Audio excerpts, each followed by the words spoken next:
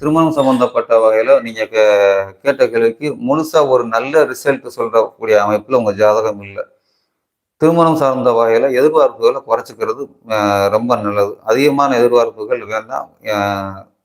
வாழ்க்கை துணை வரன் சம்பந்தப்பட்ட வகையில ரொம்ப இமேஜினேஷனோ, கற்பனைகளோ, எதிர்பார்ப்புகளோ இல்லாம, பையன் நல்ல பையனா அப்படிங்கிற மாரி ஒரு கான்செப்ட்ல மட்டும் பொண்ணு பையன் பாருங்க.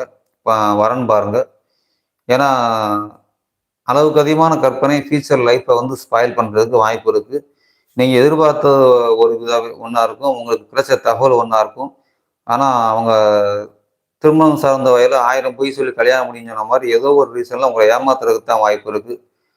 ஸோ, அதுக்கு நீங்க பார்க்கக்கூடிய வரனேமும் உங்கள விட ஏதோ எனிஒன் எக்கனாமிக்கல் அண்ட் எஜுகேஷனல் ஸ்டேட்டஸ்ல கல்வி, பொருளாதாரம் உங்கள விட கொஞ்சம் குறைவா இருந்தாலும் பரவால்ல. அல்லது வேறு ஜாதி அப்படிங்கிற மாரி அமைப்புல கல அ வேறு ஜாதி அல்லது தாய் தகப்பனார் ஜாதி மாரி திருமணம் அப்படிங்கிற மாரி ஏதோ ஒரு குறைபாடுகள் இருக்கிற மாரி ஒரு வரன்கள் பார்க்கக்கூடிய பட்சத்துல உங்களுக்கு 2026ல திருமணம் முடிந்தே தீரும்.